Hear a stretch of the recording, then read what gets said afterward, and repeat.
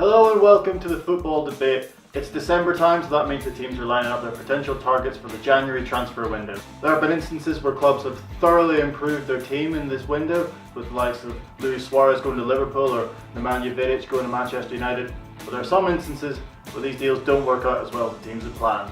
Here are our top 10 worst January transfer buys. Number 10. Kostas Chalkias, Panathinaikos to Portsmouth. The Greek shot stopper came to Portsmouth from Panathinaikos in January 2005, having been part of the Greece team which incredibly won Euro 2004 as the backup to Antonis Nicopolidis for an undisclosed fee.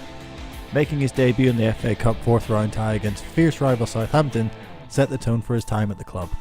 In the 5 games he played for Portsmouth, he conceded 13 goals, garnering the nickname Mr. Bean amongst the Portsmouth faithful. He was released from the club in 2006 and moved on to Segunda División side Real Murcia. Number 9. Fernando Morientes, Real Madrid to Liverpool. Back in 2005, Spanish marksman Fernando Morientes would have been at the top of many clubs' list as a potential target to lead them to success.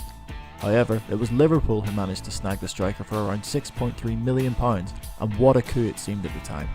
However, despite his large reputation, a huge dip in form and confidence during his time at Anfield led him to only score 12 goals in 60 appearances in all competitions during his 2-year stay in England. Despite picking up several honours at Liverpool, including the UEFA Super Cup and the League Cup in 2005, his time was thoroughly underwhelming and was promptly sold to Valencia in May of 2006 for half of what Liverpool paid for him. Number 8. Kallstrom, Spartak Moscow to Arsenal. In January of 2014, Arsenal were sitting second in the Premier League table, only a point off top spot. Fans were clamouring for that marquee signing which could potentially push them forward to winning their first title since the invincible season 10 years previously. Not only did they have to wait for the last few hours of deadline day to make the signing, it was doubly disappointing as it was revealed that the deal they had been waiting for would be the loan signing of Swedish midfielder Kallstrom. Whilst being a capable and useful addition in theory, Kallstrom arrived at the Emirates with a back injury which was discovered during his medical, which plagued him during his spell at the Gunners. He only made 4 appearances and Arsenal didn't win the title that season. Number 7. Christopher Samba, Angie to QPR. Samba's arrival at the London club in 2013 seemed to be the perfect remedy to an ailing QPR backline, as the club were embroiled in a relegation battle and the £12.5 million fee seemed a small price to pay for Premier League survival.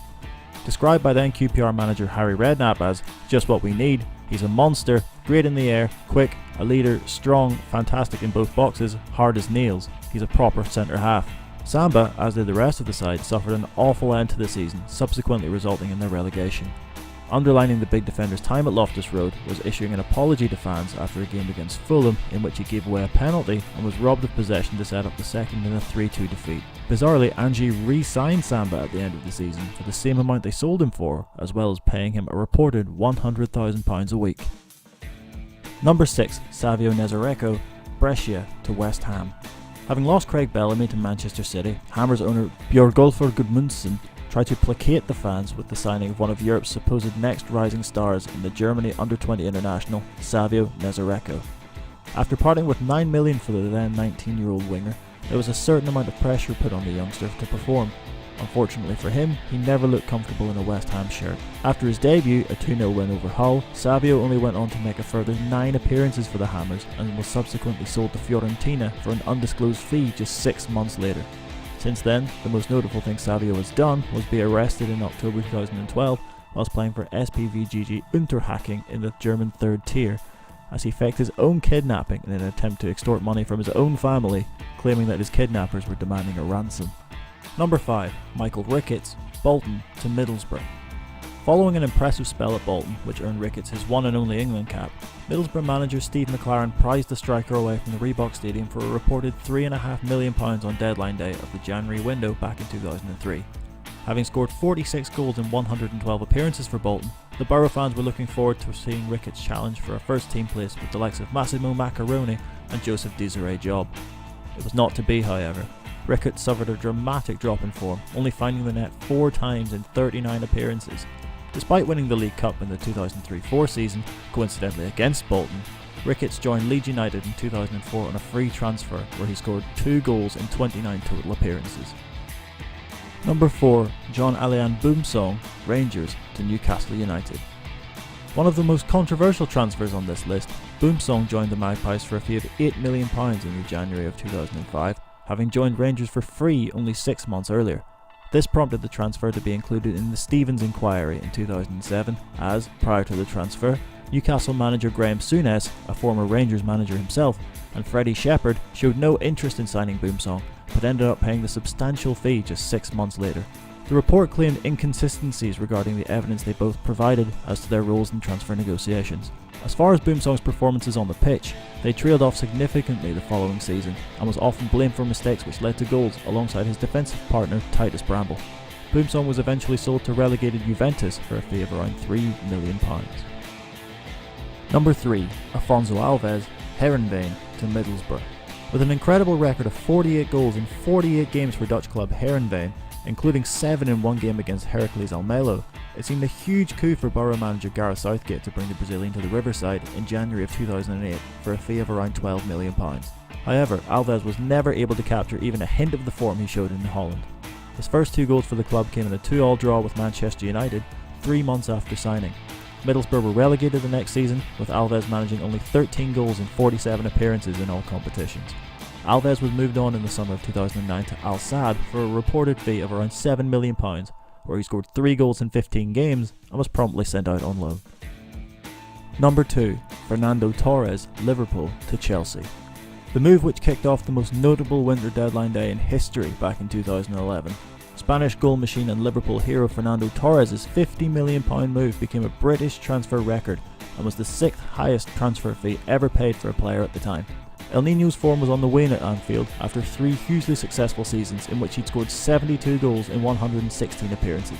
However, before his move to Chelsea, Torres had only scored 9 goals in 26 appearances, which was below his usual standard. This didn't dissuade Chelsea, however, and the Blues forked out the huge transfer fee to bag the striker. Torres' time at Stamford Bridge underlined his dip in form and confidence, with many fans who had previously feared him lining up against their team were now begging for him to play. Despite scoring a famous goal against Barcelona in a Champions League semi-final, which led Chelsea to winning the trophy for the first time ever in their history, his record of 45 goals in 172 games for Chelsea will forever emphasise the price that Chelsea owner Roman Abramovich paid for him. Number 1. Andy Carroll, Newcastle United to Liverpool. Having sold star striker Fernando Torres to Chelsea on deadline day in 2011, Liverpool were in desperate need of a big-name striker to not only fill the Spaniard's spot, but to keep the Anfield faithful happy. The supposed solution was Newcastle frontman Andy Carroll, who had impressed for the Toon in both the Championship and the Premier League, scoring 39 goals in 91 games by the time he was 22 years old.